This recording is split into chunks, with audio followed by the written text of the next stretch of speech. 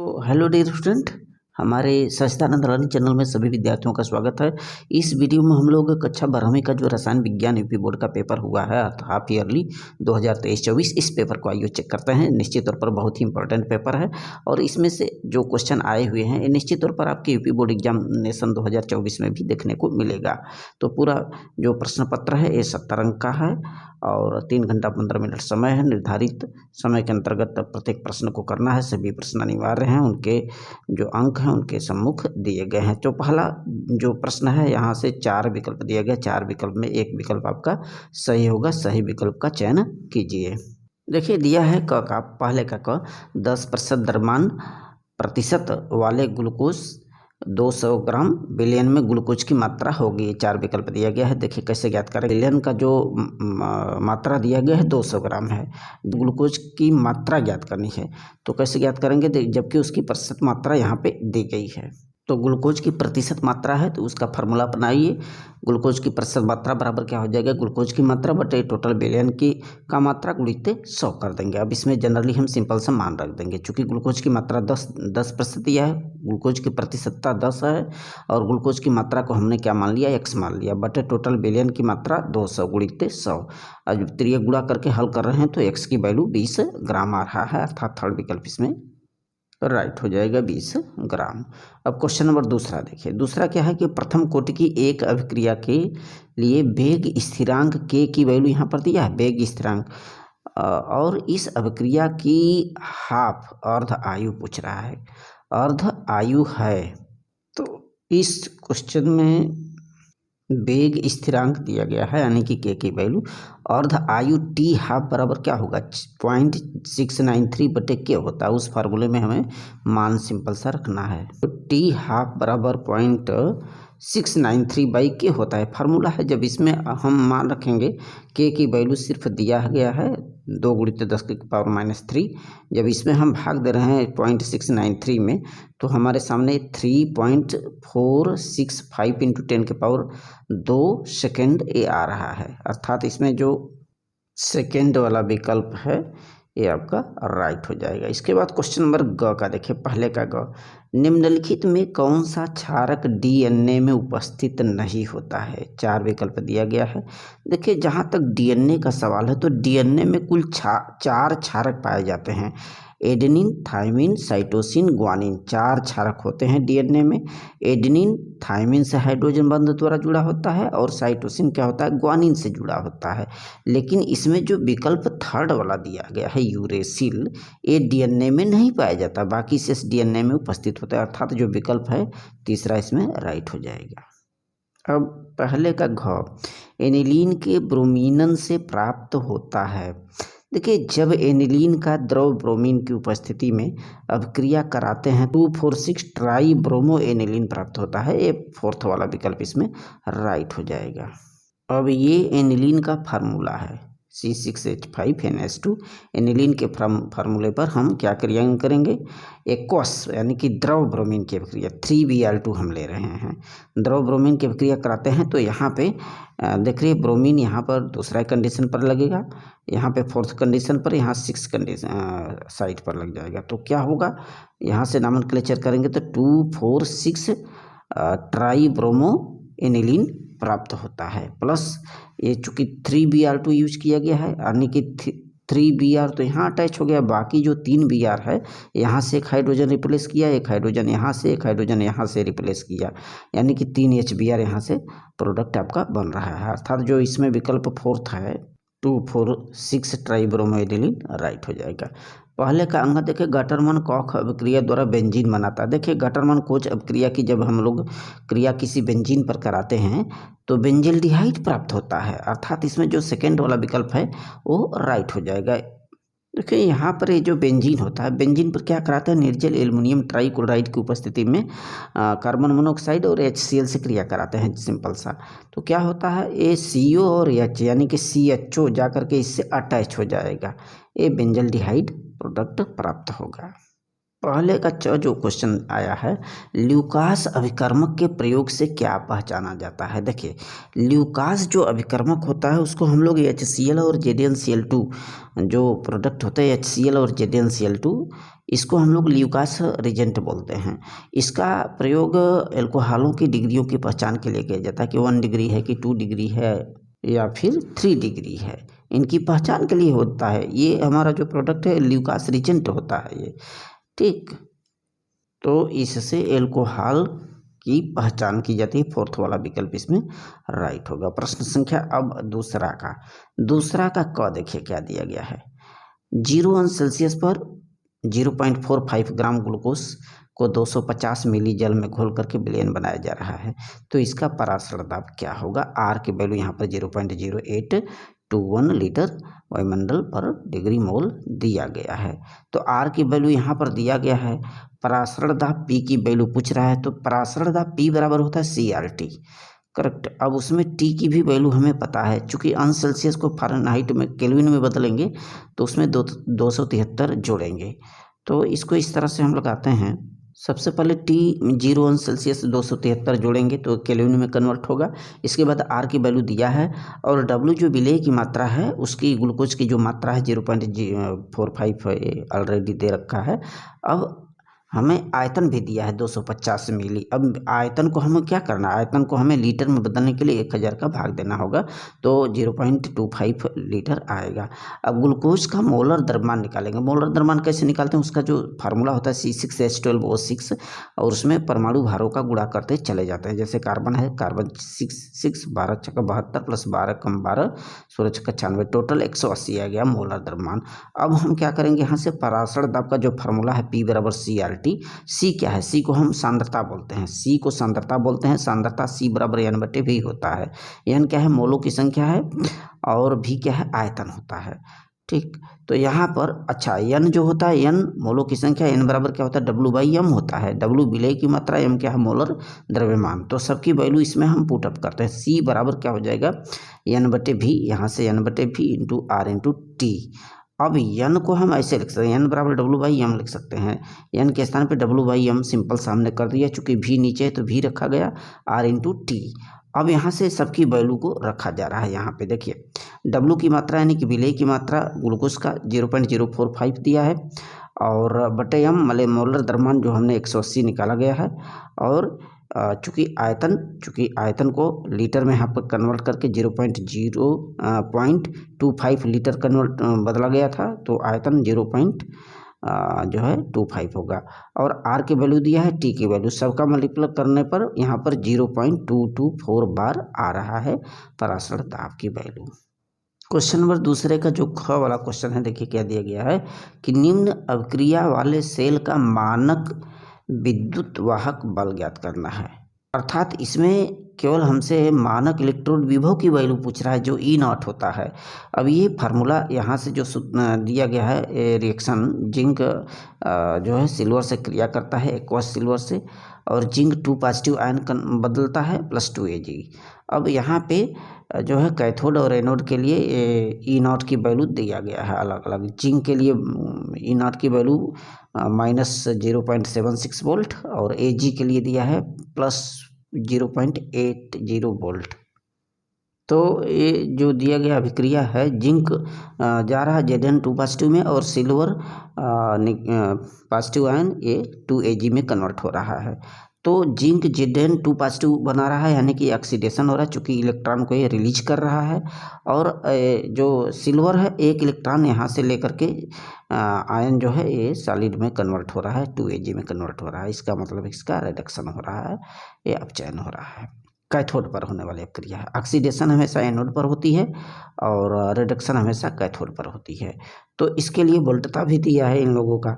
Zinc oxidation हो रहा है, एनोड पर हो रहा है, तो जिंक की वोल्टता यहाँ पर दे रखा है -0.76 वोल्ट, और एनोड ये कैथोड पर होने वाले अभिक्रिया सिल्वर के लिए वोल्टता कितना दिया है, E0 की वैल्यू 0.80 वोल्ट दिया है। अब सिंपल सा मानक इलेक्ट्रोड विभव E0 बराबर क्या होता है, E कैथोड का मान माइनस E एनोड का मान। तो कैथोड का मान यहाँ पर देखिए, ये कैथोड की वैल्यू ये दे रखा है, कैथोड पर 0.80 और माइनस क्या होता है E0 एनोड पर, तो एनोड की वैल्यू यहाँ पर दिया -0.76 वोल्ट। अब माइनस माइनस मिलकर के प्लस होगा और टोटल आंसर इसका आएगा 1.56 वोल्ट। अब क्वेश्चन नंबर दूसरे का ग देखिए, राउल्ट के वाष्पदाब नियम को परिभाषित कीजिए।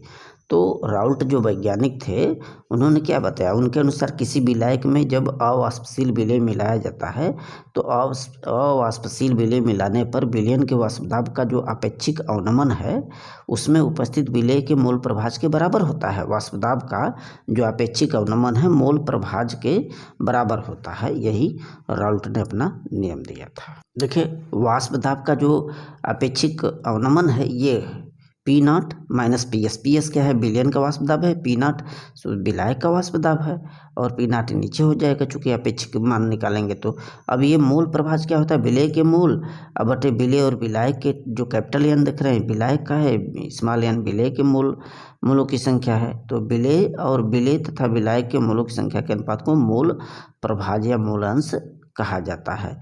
तो यही हमारा राउल्ट का नियम है। राउल्ट का नियम के अनुसार यही होता है कि जो इसका वाष्पदाब का जो अपेक्षिक अवनमन है वह मोल प्रभाज के यानी मोलंश के बराबर होता है।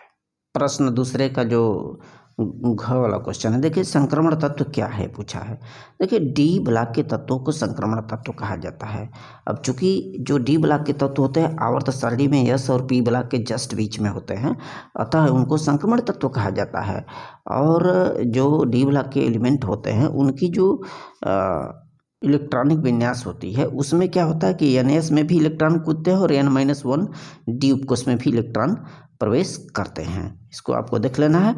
प्रश्न संख्या तीसरा देता है कि कोलराउस के नियम को उदाहरण सहित समझाना है। काफ़ी इंपॉर्टेंट है। जो वैज्ञानिक कोलराउस थे उन्होंने ये नियम दिया कि अनंत तन्यता पर किसी विद्युत अपघट्य की जो मोलर चालकता है उस विद्युत अपघट्य के धनायन और ऋणायन की मोलर आयनिक चालकताओं के योग के बराबर होता है।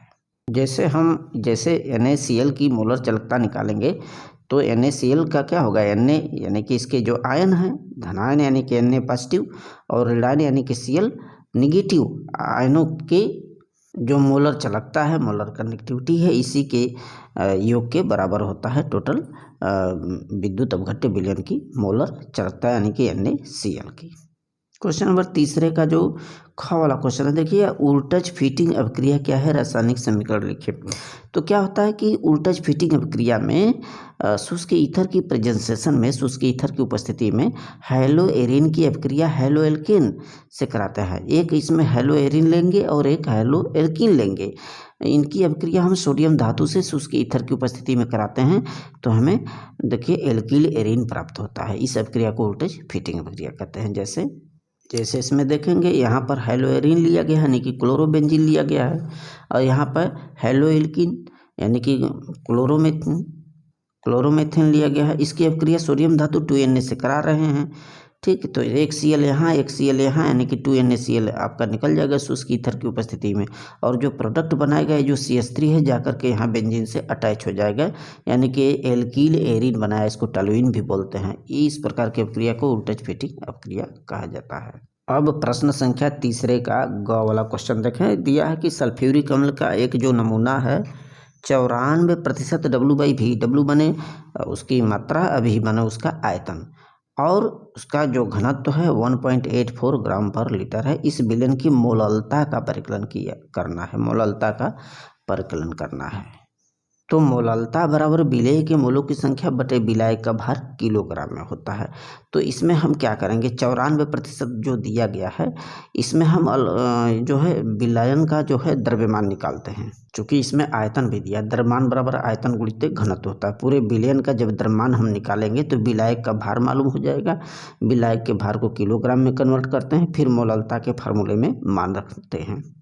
अब विलयन की जो मोललता होती है विलेय के मोलों की संख्या बटे विलायक का भार किलोग्राम में, यानी कि N बराबर जो है W/m होता है। जो बिलियन के मोलों की संख्या दिया है n ऊपर, तो n क्या है, मोलों की संख्या, n बराबर क्या होता है, W/m होता है। विलेय का भार बटे m माने कैपिटल M माने मोलर द्रव्यमान।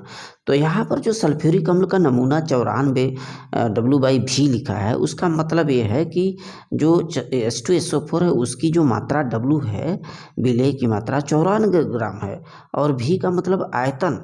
अब चूंकि प्रतिशत पर दिया है तो आयतन हम 100 ml ही मानेंगे। अब घनत्व इसका 1.84 दिया है ग्राम पर मोल। अब बिलियन का द्रव्यमान का फार्मूला इसमें निकालना पड़ेगा, आयतन गुणित क्या होता है, घनत्व होता है द्रव्यमान बराबर। तो आयतन 100 है, घनत्व 1.84 है, टोटल गुणा कर दिया तो बिलियन का द्रव्यमान हमें निकल गया। अब जो यदि बिलियन का हमारा द्रव्यमान टोटल निकल आया तो विलायक का भार कितना होगा। देखिए विलेय और विलायक दोनों मिलकर के बिलियन बनाते हैं। तो 184 में से यदि हम 94 यानी विलेय की मात्रा दिया है तो ये बिलियन की मात्रा है 184 यहाँ पर। तो 184 में से 94 जैसे ही घटाते हैं तो 90 ग्राम हमारा विलायक निकल आया, जो कि हमें इस फार्मूले में मान रखना है। विलायक का भार ग्राम में दिया है तो इसमें हम 1000 का भी भाग देंगे तो 1 किलोग्राम में कन्वर्ट हो जाएगा। बाकी H2SO4 का मोलर द्रव्यमान निकाल लिया गया, टोटल 98 आएगा। अब n बराबर W/m ये फार्मूला होता है। W 94 हो गया और m क्या हो गया, 98 इसका मोलर मास हो गया, जो कि यहाँ पर निकाला गया है। अब मोललता का जो फार्मूला है यही होता है, विलेय के मोलों की संख्या बटे विलायक का भार किलोग्राम में।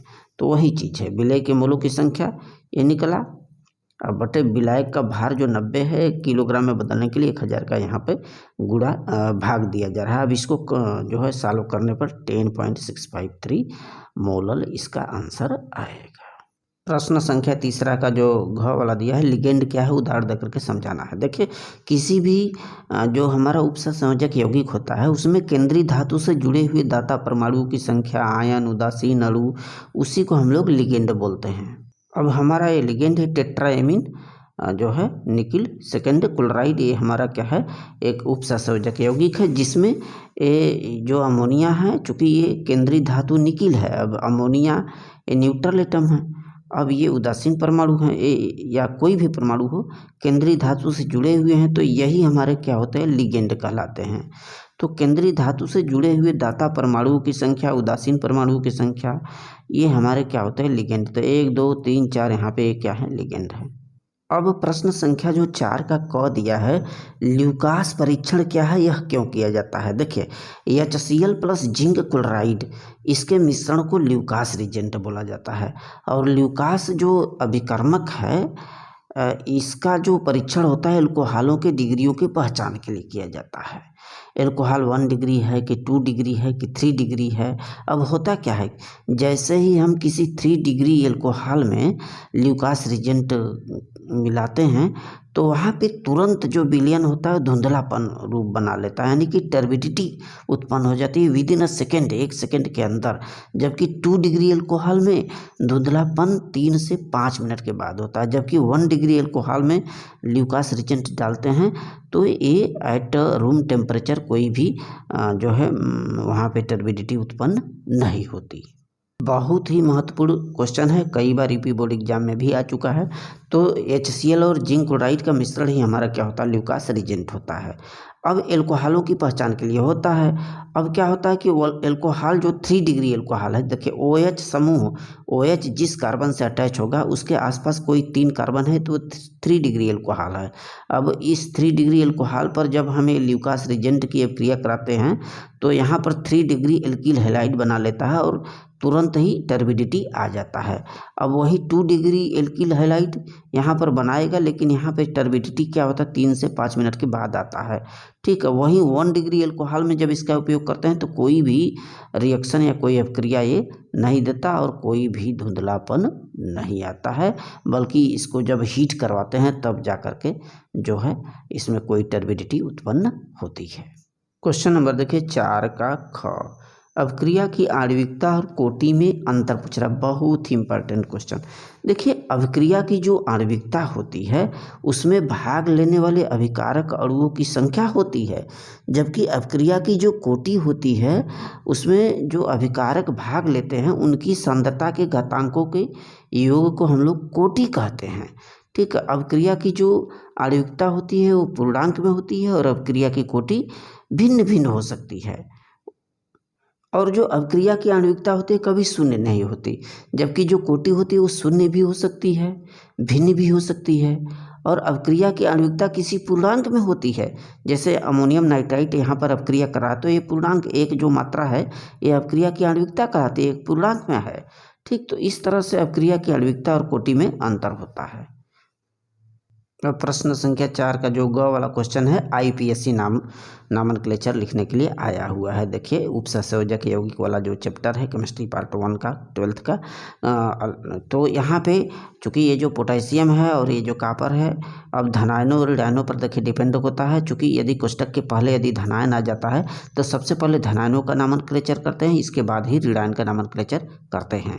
और ऋणायनों में क्या करते हैं, हम लिगेंड का पहले नामनक्लेचर कर लेते हैं, तब केंद्रीय धातु का नामनक्लेचर करते हैं। तो देखिए पोटेशियम यदि पहले धनायन आ गया है तो पहले इसी का हम नाम लिखेंगे, potassium try oxalato chromate third ion हो जाएगा। देखिए पोटेशियम ट्राई ऑक्जेलेटो, अब C2O4 ये ऑक्जेलेट है, इसको ऑक्जेलेटो बोलते हैं। चूँकि देखिए यदि धनायन पहले आ गया तो इस कोष्टक के अंदर के जो भी चीज़ें होती है सभी ऋणायन हो जाती है। और ऋणायनों के नाम में हम थोड़ा सा डिफरेंस देखते हैं, यदि ऑक्जेलेट है तो उसको ऑक्जेलेटो बोलते हैं, और क्रोमियम है तो उसको क्रोमेट कहते हैं, आयरन है तो उसको फेरेट कहा जाता है।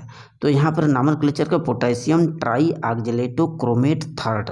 अब ये थर्ड कहाँ से आया, चूँकि ऑक्जेलेट पर 2 निगेटिव होता है, 2 में 3 का गुणा करेंगे ये -6 आएगा। अब -6 में से 3 घटाएंगे तो 3 आएगा, जब उधर जाएगा तो वो +3 में, यानी कि इसका रोमन अंक में इसको हम लोग लिख देते हैं। वहीं दूसरा वाला देखिए, तो यहाँ पे चूँकि ये देखिए हमारा ऋणायन हो गया, ये कोष्टक के बाहर चूँकि सल्फेट क्या है ऋणायन प्रोडक्ट है। अब बाकी ये कोष्टक के अंदर धनायन होगा, तो सबसे पहले हम धनायनों का नामनक्लेचर कर लेंगे। धनायनों में लिगेंडों का, ये केंद्रीय धातु, केंद्रीय धातु से अमोनिया जो जुड़ा हुआ है एमीन, ये लिगेंड कहलाता है। तो लिगेंड में यहाँ 4 लगा इसलिए टेट्रा लगा है, tetra amine copper second sulphate हो जाएगा। चूँकि एमीन हमारा न्यूट्रल होता है, इस पर कोई आवेश नहीं होता है, जबकि सल्फेट में -2 होता है, उधर ले जाएंगे तो +2 हो जाएगा, यानी कि ये रोमन अंक में 2 लिख देंगे, ये इसका नामनक्लेचर होगा। अब चौथे का घ वाला क्वेश्चन है डी ब्लॉक के तत्वों के लक्षण। तो अभी बताया गया कि जो डी ब्लॉक के तत्व होते हैं उनको संक्रमण तत्व भी कहा जाता है, क्योंकि एस और पी ब्लॉक के जस्ट बीच में होते हैं। और जो है ये परिवर्ती संयोजकता प्रदर्शित करते हैं, और इसमें धात्विक और सहसंयोजी बंध पाया जाता है। अब डी उपकोष जो होता है उसमें अयुग्मित इलेक्ट्रॉन होते हैं। अयुग्मित मतलब कि अनपेयर इलेक्ट्रॉन, अनपेयर इलेक्ट्रॉन का मतलब काफ़ी कठोर होंगे और इनकी मेल्टिंग पॉइंट अधिक होगा, बॉइलिंग पॉइंट अधिक होगा। ये और सारणी में 3 से 12 तक के बीच में पाए जाते हैं, तो इसको आप डिटेल में आप स्टडी कर लेंगे। इसके बाद 5वां क्वेश्चन यह है कि निम्नलिखित पर टिप्पणी लिखिए। टालन टेस्ट और लेंथेनाइड प्राकुंचन। जो टालन टेस्ट होता है ये क्या है, जब देखिए एल्डिहाइड पर किसी टालन रिजेंट Ag2O की अभिक्रिया कराते हैं तो एल्डिहाइड क्या करता है, एल्डिहाइड Ag2O को यानी टालन अभिकर्मक को रजत दर्पण में अपचयित कर देता है। देख रहे हैं ये एल्डिहाइड है, RCHO क्या है, एल्डिहाइड है, ये हमारा टालन रिजेंट है यानी टालन अभिकर्मक है Ag2O सिल्वर ऑक्साइड। अब इसकी अभिक्रिया कराते हैं तो ये क्या बना है, RCOOH, एक ओ यहाँ से एक ओ यहाँ से और ये H यहाँ पर आएगा। ठीक, कार्बोक्सिलिक अम्ल बना लिया। इसके बाद ये क्या होगा, Ag2Ag यानी कि 2Ag यानी सिल्वर जो चमकता है चांदी की तरह, ये जो है ना ये दर्पण की तरह चमकता है, इसलिए इसका नाम रजत दर्पण पड़ा है। इसका जो अवक्षय प्राप्त होता है वो थोड़ा सा चमकता है। ये हमारा जो टेस्ट है टालन टेस्ट कहलाता है। और दूसरा इंपॉर्टेंट चीज़ इसमें जो टिप्पणी लिखने को आता है लेंथेनाइड कंट्रैक्शन, लेंथेनाइड प्राकुंचन क्या होता है। देखिए क्या होता है कि इसमें एफ सब सेल की पूरा सील्डिंग होती है, पूरा सील्डिंग माने खराब परिरक्षण क्षमता होती है। तो इसका मतलब क्या होता है, देखिए ये एफ सब सेल है और ये बाहर वाले इलेक्ट्रॉन है जो कि एस उपकोष में हो सकते हैं। तो होता क्या है कि ये इसकी जो परिरक्षण क्षमता होती है यदि वीक हो जाए तो ये जेड डिफेक्टिव यानी कि जो नाभिकीय चार्ज होता है ये क्या होगा, बाहर के इलेक्ट्रॉनों को अपनी तरफ आकर्षित कर लेगा। आप लोग जानते हैं कि जो नाभिक होता है ये अपने हर एक इलेक्ट्रॉनों को पर एक शक्ति अट्रैक्शन फोर्स ऑफ अट्रैक्शन लगाता है, अपनी तरफ खींचता है। तो ये जो आपकी आवेश होता है इन इलेक्ट्रॉनों को भी, एफ सब सेल के इलेक्ट्रॉन को भी अपनी तरफ खींच रहा है और यहाँ से एस कोश के इलेक्ट्रॉन यानी आउटर मोस्ट इलेक्ट्रॉन को भी अपनी तरफ खींच रहा है। लेकिन ये जो एफ सब सेल होता है ये बाहरी इलेक्ट्रॉनों पर एक प्रतिकर्षण बल लगता है, रिपल्सन फोर्स लगाता है। ठीक, अब यानी कि ये जो चार्ज है ना आपकी आवेश होता है, नाभिक जो होता है बाहरी इलेक्ट्रॉनों को तो खींच रहा है, लेकिन ये जो एफ सब सेल है इसमें जो इलेक्ट्रॉन है ये बाहर की तरफ, ये बाहरी इलेक्ट्रॉनों को बाहर की तरफ ढकेलने का काम कर रहे हैं। लेकिन यहाँ पर ये बताया जा रहा है कि ये जब कमज़ोर पड़ जाएंगे तो इनकी शक्ति यदि कमज़ोर पड़ जाएगी तो ये जो इलेक्ट्रॉन है नाभिक की तरफ खींचे चले आएंगे। इसी जब खींचे आएंगे तो इनकी साइज लगातार संकुचित हो जाएगी यानी कम हो जाएगा। इसको बोलते हैं लेंथेनाइट प्राकुंचन या लेंथेनाइट कंट्रैक्शन। बहुत बार यूपी बोर्ड में आया हुआ क्वेश्चन है 12वीं में। तो जो ये क्वेश्चन है 5वें का ख देखें, प्रथम कोटि की अभिक्रिया के लिए वेग स्थिरांक 60 प्रति सेकंड दिया है। अभिक्रिया को अपनी प्रारंभिक सांद्रता से 1/16वां भाग रह जाने में कितना समय लगेगा। देखिए अपनी प्रारंभिक सांद्रता का 1/16वां भाग बोला है और जबकि इसका जो वेग स्थिरांक के की वैल्यू यहाँ पर 60 प्रति सेकंड दे रखा है। तो प्रारंभिक सांद्रता को हम r0 मान लेते हैं। तो t समय के बाद सांद्रता जो होता है r0 का 1/16 भाग हो जाएगा यानी कि r0/16 हो जाएगा। अब जो हमारा फार्मूला होता है k बराबर 2.303/t इंटू log r0/r, इसी में बस हम मान रख करके t का वैल्यू निकाल लेते हैं, समय की वैल्यू निकालते हैं। देखिए हमारा जो सूत्र होता है, फार्मूला होता है k बराबर 2.303/t इंटू log p/r यानी कि r0/r। r0 क्या है प्रारंभिक सांद्रता, r क्या है t समय के बाद सांद्रता। अब सिंपल सा है, इसमें हम मान रखते रहे 2.303/t into log r0/r। r यानी कि t समय के बाद जो सांद्रता हो जाएगी r0 का 1/16 हो जाएगा। r0 का 1/16 जैसा कि क्वेश्चन में वो बोल रहा है, ये t समय के बाद की सांद्रता है r हम माना, तो ये नीचे आएगा। r0 से r0 यहाँ पर देखिए कैलकुलेट हो कट जाएगा और ये जो 16 है अप साइड में ऊपर चला जाएगा जब पलटेंगे तो। अब टोटल जो के की वैल्यू यहाँ पर दिया है प्रारंभिक सांद्रता, वेग स्थिरांक के की वैल्यू 60 पर सेकंड दिया है, तो इसकी वैल्यू हम 60 रखते हैं, इसमें मान रखते हैं, इसको सॉल्व करते हैं। देखिए 16 को हम क्या लिख सकते हैं, 2 के घाते 4 लिख सकते हैं। 4 लाख जो 4 होगा जब पलटेगा तो यहाँ आ जाएगा 4 लाख 2 हो जाएगा। लाख 2 की वैल्यू 0.3010 होती है। बाकी इसमें हम तिरिय गुणा करते हुए सॉल्व करते हैं तो t की वैल्यू हमारे पास निकल आती है यहाँ पे 0.046 सेकेंड आएगा इसका आंसर। अब क्वेश्चन 5वां का ये जो ग वाला है ये भी न्यूमेरिकल क्वेश्चन है। अब यहाँ पे एक सेल अभिक्रिया हो रही है, विद्युत वाहक बल यानी EMF इलेक्ट्रोमोटिव फोर्स, विद्युत वाहक बल की गणना करना है। और इसमें जो अभिक्रिया हो रही है CD convert into CD positive में और 2Ag plus convert into Ag में, इनकी जो मोलर सांद्रता है 1 m दिया है और मानक अपचयन विभव की भी वैल्यू यहाँ पर दे रखा है। हमसे EMF बोल रहा है। सेल का विद्युत वाहक बल निकालने से पहले हम जो है मानक अपचयन विभव निकालेंगे। तो इस क्वेश्चन को आइए इस तरह से हम देखते हैं। सबसे पहले इसकी जो अभिक्रिया है, सेल अभिक्रिया, ये बता रहा है कि CD convert into CD positive में, यानी कि ये एनोड पर होने वाले इलेक्ट्रॉन को ये रिलीज कर रही है। ठीक, एनोड पर होने वाली अभिक्रिया है। अब कैथोड पर Ag चूँकि पॉजिटिव इस साइड में दिया है तो 2 इलेक्ट्रॉन इधर लगाएंगे, 2Ag लगा करके 2Ag में कन्वर्ट हो रहा है।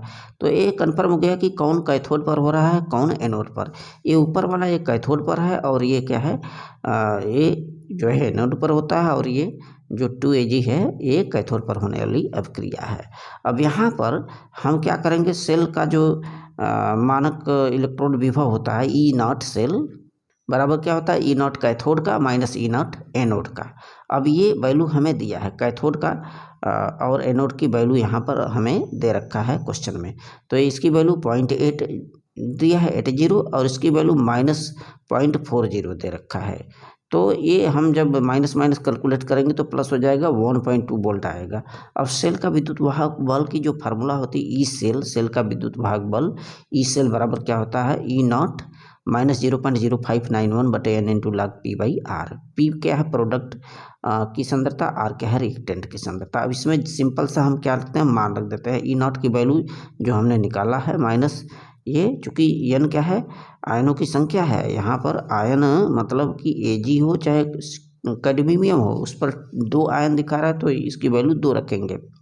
और P और R की जो सांद्रता है कोष्टक में हमने देखा था 1 मोल दिया था उसके आगे क्वेश्चन में। अब इसमें रख करके इसको सॉल्व करने पर 1.20 वोल्ट इसका मान आ रहा है विद्युत वाहक बल का। अब क्वेश्चन नंबर 5वें का घ वाला हैलो एल्केन बनाने की 2 विधियों का रासायनिक समीकरण दीजिए एवं पोटेशियम हाइड्रोक्साइड तथा यहाँ पे AgCN सिल्वर साइनाइड से अपक्रिया भी बताना है। 4 नंबर का है, देखिए हेलो एल्केन जो होता है कई विधियों से बनाया जाता है। एल्कोहल से भी हम प्राप्त कर लेते हैं, एल्कीन से भी प्राप्त कर लेते हैं। और एल्कोहल से बनाने के लिए जब हम thionyl chloride SOCl2 thionyl chloride का जब एल्कोहल पर अपक्रिया कराते हैं तो हमें हैलो एल्केन प्रोडक्ट प्राप्त होता है। होता क्या है कि यहाँ से आप देखिए ये जो सल्फर है ये SO2 के फॉर्म में निकल जाएगा, यहाँ से एक ऑक्सीजन लेगा और यहाँ से एक ऑक्सीजन है ही SO2 के रूप में निकल जाएगा। बाकी RCl हमें प्रोडक्ट प्राप्त होता है और प्लस इसमें का जो H है इसका एक Cl है, HCl के रूप में निकल जाता है यहाँ से। और दूसरा जब एल्कोहल पर PCl5 की अपक्रिया कराते हैं, फास्फोरस पेंटाक्लोराइड की अपक्रिया कराते हैं तो RCl देख रहे हैं ना, हेलो एल्केन प्राप्त होता है प्लस फास्फोरस ऑक्सी ट्राइक्लोराइड प्राप्त होता है, HCl प्राप्त होता है। वहीं जब जिंक क्लोराइड और HCl की अपक्रिया कराते हैं इस प्रोडक्ट का ROH पर तो हमें एल्किल हैलाइड प्राप्त हो गया प्लस वाटर। अब एल्कीन की जब एल्कीन पर हाइड्रोक्लोरिक अम्ल की क्रिया कराते हैं, देखिए एल्कीन है CH2 डबल बॉन्ड यहाँ से टूटेगा, सममित एल्कीन है। अब इस सममित एल्कीन पर जब HCl की क्रिया कराएंगे तो एक हाइड्रोजन यहाँ पर चला जाएगा, एक बॉन्ड टूटेगा और एक Cl जो है यहाँ पर चला जाएगा और हमें हैलो एल्केन प्राप्त होगा। ठीक, अब इसमें पूछा है कि KOH से जब एल्किल हैलाइड पर KOH की क्रिया कराते हैं तो ROH प्राप्त होता है, एल्कोहल प्राप्त होता है। अब AgCN की क्रिया कराएंगे किसी एल्किल हैलाइड पर तो हमें एल्किल आइसोसाइनाइड प्राप्त होता है, AgX बनता है। प्रश्न 6वां का कह दिया है कि कार्बन परमाणु की संख्या के आधार पर एल्कोहलों का वर्गीकरण कीजिए। तो देखिए कार्बन परमाणु की संख्या के आधार पर भी एल्कोहल 3 प्रकार के होते हैं, 1 डिग्री एल्कोहल, 2 डिग्री एल्कोहल और 3 डिग्री एल्कोहल। 1 डिग्री एल्कोहल में क्या होता है कि OH समूह से जुड़ा हुआ जो कार्बन है वो अपने आसपास किसी एक कार्बन से अटैच होगा तो वह 1 डिग्री एल्कोहल के अंतर्गत आता है। जैसे यहाँ पर देख रहे हैं कि OH समूह OH जिस कार्बन से अटैच होगा वह जो कार्बन है अपने आसपास किसी एक कार्बन से अटैच है। और 2 डिग्री में क्या होता है, OH जिस कार्बन से अटैच होगा यह वाला कार्बन अपने आसपास किन्हीं 2 कार्बन से अटैच होगा, आइसोप्रोपेनॉल बनाता है। और 3 डिग्री एल्कोहल में क्या होता है, OH जिस कार्बन से अटैच होगा वह कार्बन अपने आसपास किन्हीं 3 कार्बन परमाणुओं से अटैच होता है। क्वेश्चन नंबर 6वां का ख है फिनाल। फिनाल विरचन की कोई 2 विधियों का उल्लेख करना है और फिनाल की प्रकृति के बारे में बताना है। देखिए जो फिनाल होता है उसको हम लोग क्लोरोबेंजीन से भी प्राप्त कर लेते हैं और एनिलीन से भी प्राप्त कर लेते हैं। फिनाल पर जब सोडियम हाइड्रोक्साइड की क्रिया कराते हैं तो सोडियम फिनॉक्साइड बनता है और जिस पर HCl की क्रिया कराने से फिनाल प्राप्त कर लिया जाता है। अब जब क्लोरोबेंजीन ले रहे हैं, क्लोरोबेंजीन पर सोडियम हाइड्रोक्साइड की क्रिया कराते हैं तो इस केस में क्या होता है, ये जो ONO है यहाँ से ONA इस पर सीधे यहाँ पर जाकर के अटैच होगा और यहाँ से HCl निकल जाएगा तो इसको बोलते हैं सोडियम फिनॉक्साइड। जिस पर HCl की क्रिया कराते हैं तो ये जो H होगा जाकर के यहाँ से अटैच होगा और Na यहाँ से निकलेगा NaCl के फॉर्म में, यही हमारा फिनाल प्रोडक्ट बनाएगा। और दूसरा जब एनिलीन है, देखिए C6H5NH2 एनिलीन पर सोडियम नाइट्राइट और HCl की क्रिया कराते हैं। जैसे ही क्रिया कराते हैं तो हमें बेंजीन डाइजोनियम क्लोराइड लवण प्राप्त होता है N2Cl, एक N इसका एक N इसका N2 और यहाँ से Cl इसका, बाकी H2O ये प्रोडक्ट जो है निकल जाता है जो और NaCl साथ ही साथ इसमें से। अब ये जो बेंजीन डाइजोनियम क्लोराइड बनाया है इसका जल अपघटन कराते हैं, HOS से क्रिया कराते हैं। जैसे ही HOS से क्रिया कराते हैं तो यहाँ से जो OH है जाकर के इस पर अटैच होगा, बाकी N2Cl ये रिमूव कर लिया जाएगा, N2 के फॉर्म में चला जाएगा और Cl HCl के फॉर्म में चला जाएगा, ये फिनाल प्राप्त होगा। और फिनाल की जो प्रकृति होती है वो अम्लीय होती है। अम्लीय क्यों होती है, देखिए हम लोग जानते हैं कि अम्ल उसे कहते हैं जो कि हाइड्रोजन को डोनर होता है। हाइड्रोजन डोनर क्या होता है, अम्ल होते हैं, और जो हाइड्रोजन को नहीं देते वो क्षार होते हैं। तो फिनाल एल्कोहल के अपेक्षा, एल्कोहल का फार्मूला होता है एथिल एल्कोहल C2H5OH, जिसमें OH जो होता है जो C2H5 होता है उसके द्वारा उसको बांधे रखा जाता है। हाइड्रोजन परमाणु ऑक्सीजन परमाणु के द्वारा कंबाइंडली बहुत ही स्ट्रांगली बांधे रखा जाता है, जिससे जो है हाइड्रोजन रिलीज नहीं हो पाता, जिससे जो एल्कोहल हो उसकी प्रकृति क्या होती है, क्षारीय होती है। जबकि इस केस में जो फिनाल होता है, फिनाल के केस में यहाँ पर का जो ऑक्सीजन होता है, ऑक्सीजन के पास जो हाइड्रोजन होता है ये वाला, और ये जो इलेक्ट्रॉन होते हैं, ये इलेक्ट्रॉन इस रिंग में नीचे की तरफ खींचे जाते हैं, रिंग में बिजी कर लिए जाते हैं। ये इलेक्ट्रॉन जैसे ही यहाँ आते हैं हम बॉन्ड बना लेते हैं, ठीक, बिजी हो गए। अब ये जैसे ही यहाँ आए, यहाँ वाला जो बॉन्ड होता है ये उठ करके यहाँ पर इस केस में यहाँ पर देखिए, ये जैसे ही यहाँ आया तो ये जो बॉन्ड यहाँ पे देख रहे हैं, रिजोनेंस स्ट्रक्चर यहाँ पर है, अनुनाद संरचना, ये उठ करके यहाँ आएगा, ठीक। अब यहाँ वाला जो बॉन्ड है यहाँ आएगा, यहाँ वाला ऐसे इस तरह से चक्कर काटता है।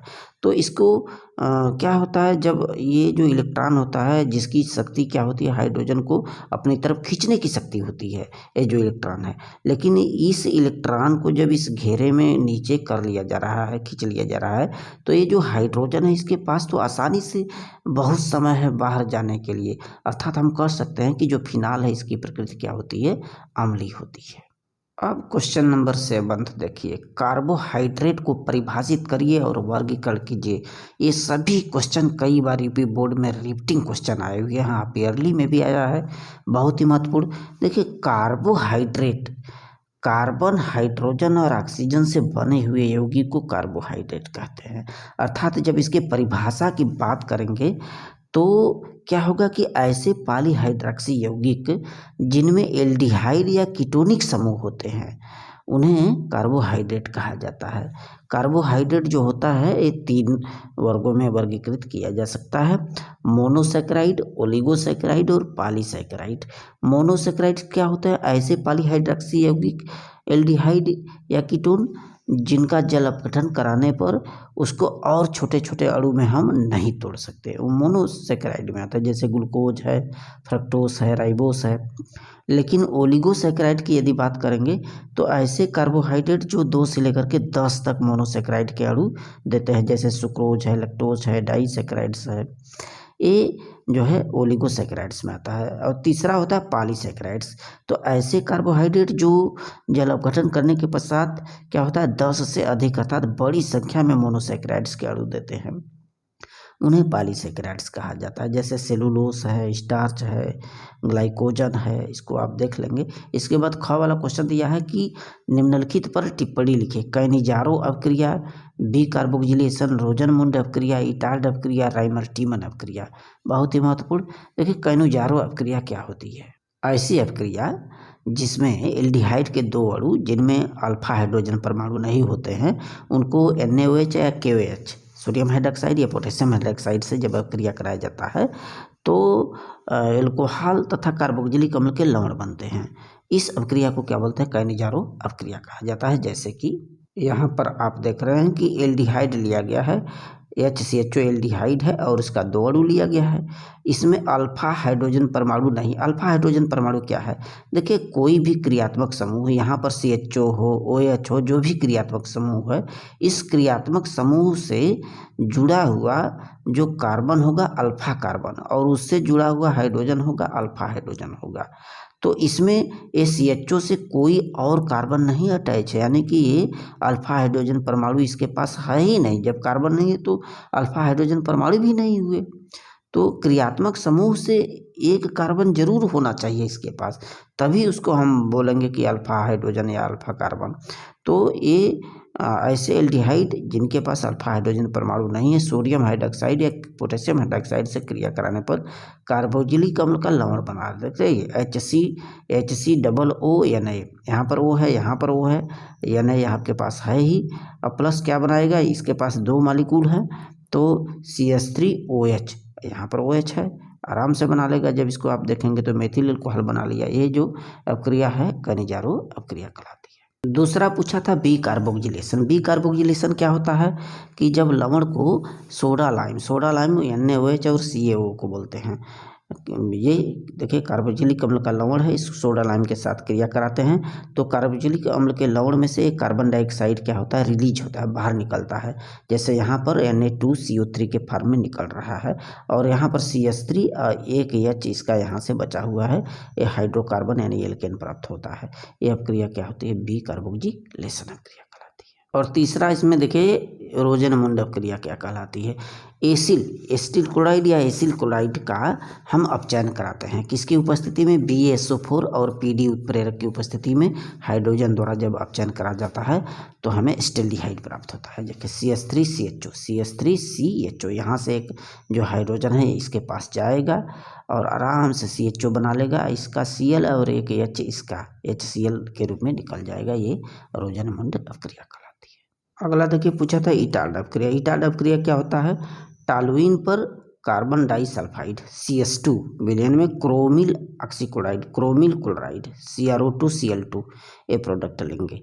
क्रोमिल क्लोराइड और CH2 विलयन की प्रेजेंटेशन में ये जो टॉलुइन है C6H5CH3 इसका ऑक्सीडेशन कराया जाता है, ऑक्सीडेशन कराएंगे तो हमें क्या प्राप्त होगा, बेंजल्डिहाइड प्राप्त होता है। जैसे ही ऑक्सीजन से इस पर क्रिया कराएंगे तो एक ऑक्सीजन इसके पास केवल दीजिए, C6H5CHO बनाएगा, बाकी इसका जो 2 हाइड्रोजन है इसका एक ऑक्सीजन मिलकर के वाटर प्राप्त कर लेगा। ये अपक्रिया हमारी इटाल्ड अपक्रिया कहलाती है। और 5वां इसमें पूछा था राइमल टीमन अपक्रिया, बहुत इंपॉर्टेंट।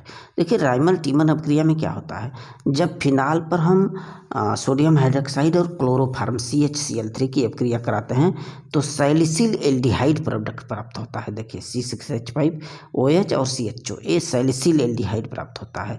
ये जो अपक्रिया होती है ये राइमल टीमन अपक्रिया कहलाती है। इसमें होता क्या है कि जैसे ही हम सोडियम हाइड्रोक्साइड और क्लोरोफॉर्म की अपक्रिया कराते हैं तो यहाँ से हम लोग जानते हैं कि जो ONA होता है NaOH का ONA जाकर के इस पर अटैच होगा, बाकी H2O के फॉर्म में और अन्य चीज़ें ये बाहर निकल जाएगी। और यहाँ से जो क्लोरोफॉर्म यूज किए हैं CHCl3 इसमें से क्या होगा, एक Cl बाहर निकल जाएगा, बाकी जो CHCl2 है यहाँ पर आकर के इसके ऑर्थो पोजीशन पे अटैच हो जाएगा। यहाँ पे देखिए यहाँ पे अटैच हो जा रहे हैं। अब इस पर हम सोडियम हाइड्रोक्साइड की क्रिया कराते हैं। सोडियम हाइड्रोक्साइड चूँकि यहाँ से Cl2 लिया गया है तो 2NaOH लगाएंगे। हमें देखिए यहाँ से 2NaCl बाहर निकालना है, 2NaCl 2NaOH यहाँ पर अपक्रिया कराते हैं। तो जैसे ही अपक्रिया कराते हैं 2NaCl बाहर निकल जाता है और यहाँ से जो OH है 2OH इससे अटैच हो जाएगा। देखिए OH 2OH CH से अटैच हो गया। अब इसको हीट करेंगे, हीट करके इसमें से H2O बाहर सिंपली बाहर निकाला जा रहा है और ONA अपने स्थान पर काबिज है। यहाँ से CHO देखिए यहाँ पर लगा हुआ है, यहाँ पे ऑर्थो पोजीशन पे। इसके बाद क्या होगा, इस पर हम तनु HCl की अपक्रिया कराएंगे। इस प्रोडक्ट पर तनु HCl की जैसे ही अपक्रिया कराते हैं तो इसमें से NaCl बाहर निकलेगा और ये जो H है Na के स्थान पर OH बना लेगा, OH देखें। और ये जो CHO है यहाँ पर उपस्थित है तो इस प्रोडक्ट को बोलते हैं सैलिसिल एल्डिहाइड और ये पूरी अपक्रिया राइमल टीमन अपक्रिया कहलाती है। So thanks.